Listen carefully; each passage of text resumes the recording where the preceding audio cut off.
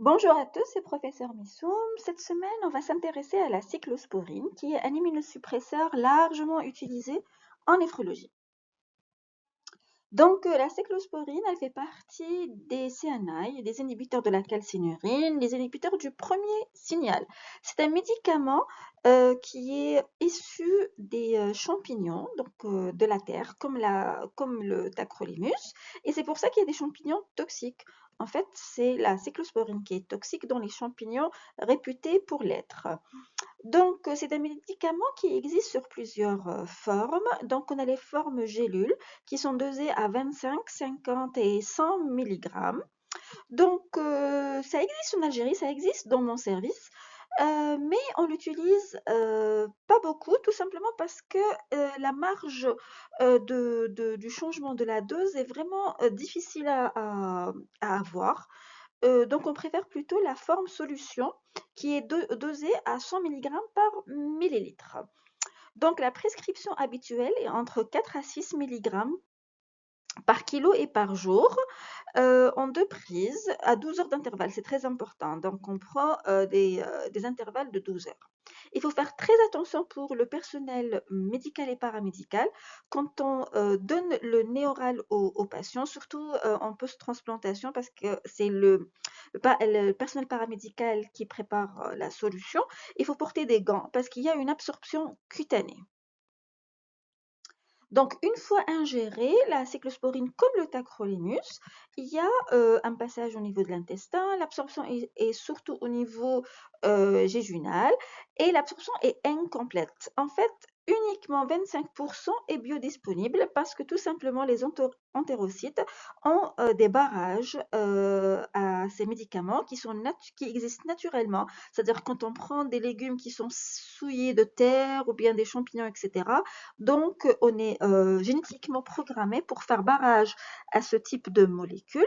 Donc, on a ce qu'on appelle la B-glycoprotéine qui est sur la surface, sur les villosités des entérocytes, mais aussi le cytochrome P3-4A qui existe dans le cytosol des entérocytes qui sont là pour faire barrage à ce type de molécules.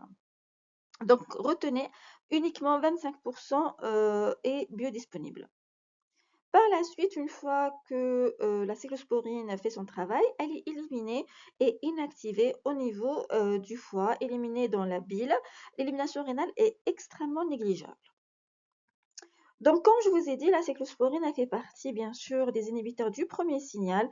Lorsque la cellule présentatrice d'antigène présente le nouveau antigène au lymphocyte T naïve, donc on aura cette association avec le TCR et l'antigène de l'autre côté, bien sûr avec le signal de costimulation. Tout ça, ça a été fait lors des vidéos l'année passée sur l'immunologie, si vous voulez revoir la signalisation cellulaire. Donc, une fois que l'antigène est présenté, le message doit être transmis vers le noyau du lymphocyte T naïf. Donc, ça se fait par 3 voies principales. La voie de la calcinurine, la voie des MAP kinases et les kinases C. Donc, c'est très important et pour inhiber cette reconnaissance d'un nouveau antigène, donc il faut bloquer ces voies de signalisation. Donc, les CNI, les bloqueurs du premier signal, bloquent la voie de la calcinurine qui est la voie quand même la plus importante. Donc, une fois qu'on va bloquer, en fait, le lymphocyte T naïf va être dans une situation inédite. Il ne sait pas quoi faire. Et pour signaler qu'il ne peut pas être activé, il va sécréter deux grandes molécules. Déjà, le TGF-bêta et l'interleukine 10. Retenez le TGF-bêta parce que c'est lui qui est incriminé dans la néphrotoxicité, ça veut dire la production de fibrose et l'installation de la néphrotoxicité chronique de ce type de médicament. Les effets secondaires de la cyclosporine ressemblent aux effets secondaires du tacrolimus, mais à des degrés différents. C'est-à-dire qu'il y a des toxicités, des signes de toxicité qui sont plutôt liés au tacrolimus et d'autres plutôt liés à la cyclosporine. la semaine prochaine, je vais vous faire une vidéo qui va vous permettre de mémoriser quels sont les effets secondaires les plus fréquents pour chaque molécule de cette famille de médicaments qui sont les CNI.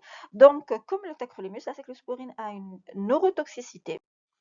Elle a une néphrotoxicité, bien sûr, la néphrotoxicité aiguë secondaire à la vasoconstriction et la néphrotoxicité chronique secondaire à la sécrétion de ce TGF-bêta qui va entraîner des lésions au long cours. Regardez ici, la vasoconstriction chronique va entraîner des ischémies d'aval et aussi la TGF-bêta va entraîner des fibroses. Donc, on aura une fibrose interstitielle très très spécifique en bande.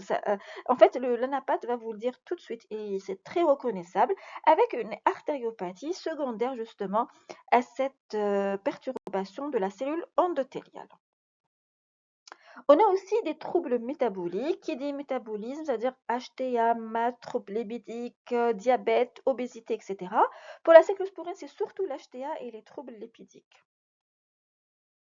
On a aussi des perturbations tubulaires qui vont entraîner des perturbations au niveau de l'absorption, au niveau du tube proximal, au niveau du tube distal, au niveau du tube collecteur, mais c'est surtout l'apanage du tacrolimus. On va voir la semaine prochaine comment on va faire la part des choses.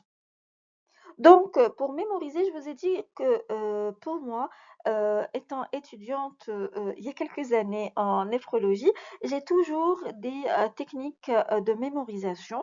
Donc, voici ma technique pour la cyclosporine. Donc, cyclosporine, c'est cheveux, donc hyperurgitisme. La cyclosporine est connue pour entraîner un hyperurgitisme, c'est-à-dire une pilosité très importante. C pour cholestérol, donc on a une hypercholestérolémie, L pour hyperlipidémie, O pour obésité et S pour sourire catastrophique avec hypertrophie gingivale, c'est très spécifique à la cyclosporine. Donc ce qui est vraiment spécifique à la cyclosporine, c'est les troubles lipidiques, l'hyperchutisme et l'hypertrophie gingivale. Je vous promets que la semaine prochaine, tout va être vraiment clair. On va diviser les effets secondaires qui sont communs. Tous les effets. En fait, on a dit que le tacrolimus donnait beaucoup de neurotoxicité. La cyclosporine aussi donne de la neurotoxicité, mais pas à la même fréquence. Donc, on va essayer de faire la part des choses entre les effets secondaires les plus fréquents pour le tacrolimus et pour la cyclosporine. Les interactions médicamenteuses sont exactement les mêmes. Quand on prend les CNI avec d'autres médicaments, donc on a les mêmes interactions médicamenteuses comme la dernière fois, on a dit avec cette technique de mémorisation, Macron est fan de pamplemousse. Je déteste Macron, elle est toujours toxique pour vous qui n'avez pas d'enfant pour hériter de ses gènes et inhiber son énorme ego. Donc Macron pour les macrolides, fan pour les antifongiques, pamplemousse pour le fruit. Pas d'enfant, donc contraception œstroprogestative et inhibiteur calcique. Tous ces médicaments vont entraîner une augmentation de la toxicité de la cyclosporine et du tacrolimus aussi. Il y a certains médicaments qui vont diminuer l'effet des CNI. Riz comme un fou, ça va diminuer ton stress. Donc, riz pour rifampicine, comme un fou, c'est tous les médicaments utilisés en neurologie. Je suis désolée pour les neurologues. Donc, anticonvulsivants et les neuroleptiques. Ça va diminuer l'efficacité, donc un risque de rejet.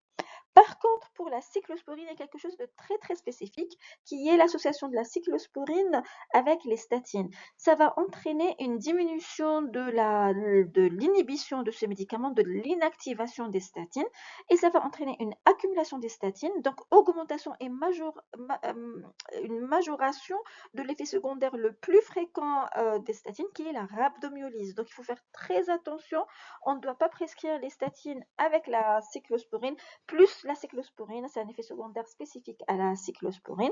Donc, interdiction de prescrire la simvastatine, la lovastatine et la trovastatine. Par contre, le premier choix, lorsqu'on est obligé de mettre le patient sous statine et cyclosporine, on va utiliser plutôt pravastatine. Parce qu'elle elle passe pas par le foie pour être inactivée. Donc, elle est vraiment safe. Donc, comme, tacrolimus, la cyclosporine aussi, on a besoin d'avoir un dosage résiduel parce que chaque patient est, particulier, chaque patient a un organisme différent et on va s'adapter au cytochrome P450 de ce patient-là. Donc on doit faire, les dosages chaque semaine le premier mois post-greffe, puis chaque 15 jours, jusqu'au 3e mois, puis, entre le 3e et le 6e mois, on va faire un dosage chaque mois, puis chaque 2 mois jusqu'à 1 an, puis chaque 3 mois après 1 an et bien sûr, on va faire un dosage, après toute modification, ça c'est sûr. Donc, comme la dernière fois, je vous ai parlé du problème de la variation de l'hémoglobine et de l'hématocrite sur le dosage des CNI. C'est beaucoup plus marqué pour le tacrolimus parce que le tacrolimus, il y est pratiquement à 95% aux globules rouges. Par contre, pour la cyclosporine, la lésion, c'est entre 40 et 60%. C'est un peu moins problématique pour la cyclo, mais quand même, ça serait bien aussi de faire l'adaptation avec le logiciel. Donc, pour tout patient qui a une hémoglobine inférieure à 10 ou une hémoglobine supérieure à 17, il faut adapter les doses à l'hématocrite de ce patient. Donc, quelles sont les cibles de la cyclosporine? Alors, la cyclosporine, c'est sûr, on a dit qu'elle était moins efficace que le tacrolimus. Le tacrolimus est 100 fois plus fort que la cyclosporine. Donc, certainement, la cyclosporine, on ne va pas l'utiliser pour les patients à haut risque immunologique. Donc, on va l'utiliser plutôt pour les patients à risque standard. Et les nouvelles cibles update sont les suivantes. Donc, pour la durée d'une transplantation inférieure à 3 mois, donc la cible C0. C0, ça veut dire on va prélever le patient avant la prise du matin, C0. Et C2, c'est après 2 heures de la prise. Donc, pour les patients à risque immunologique standard, on va se référer à la dose, à la cible C0. Donc, inférieure à 3 mois, c'est entre 150 et 300 nanogrammes par millilitre. En 3 mois et 1 an, ça va être entre 100 et 200 nanogrammes par millilitre. Et après 1 an, ça va être entre 75 et 150 nanogrammes par millilitre. Il y a aussi une autre utilisation de la cyclosporine, c'est pour les patients qui sont déjà qui sont connus pour avoir eu un syndrome néphrotique avec HSF qui peut récidiver en post-transplantation. Pour ce patient-là, on va prescrire la cyclosporine, mais lorsqu'ils sont en syndrome néphrotique, c'est-à-dire une hypoalbuminémie, on ne se réfère pas au C0, on se réfère plutôt au C2. C'est beaucoup plus représentatif par rapport à l'hypoalbuminémie du syndrome néphrotique. Maintenant, si le patient a une protéinurie sans hypoalbuminémie, on se réfère aux doses précédentes. Donc, lorsque le patient présente une hypoalbuminémie, on va voir plutôt la C2 et les cibles sont comme suit. Inférieure à 3 mois, la C2 doit être entre 800 et 1200 nanogrammes par millilitre. Entre 3 mois et 1 an, la C2 doit être entre 600 et 800 nanogrammes par millilitre. Et après 1 an, la C2 doit être comprise entre 400 et 600 nanogrammes par millilitre. On fera un cours particulier pour la prise en charge et the management de la récidive de HSF après transplantation rénale, Inch'Allah. Donc, je réitère mes remerciements à Mrs. Efficacity, Dr. Bouharour, qui nous a fait une fiche mémotechnique très claire et très simplifiée, qui nous permet de suivre nos patients d'une façon très, très minutieuse. Je crois que ce type de documents vont rester un support pédagogique pour toutes les générations qui vont suivre dans le service de néphrologie de Betna et ces résidents auront leur nom affiché et on va toujours se souvenir d'eux comme des piliers de ce service. Voilà, on se voit la semaine prochaine. Comme promis, on va essayer de faire des fiches mémotechniques qui différencie les effets secondaires entre le tacrolimus et la cyclosporine. À la prochaine, Inch'Allah.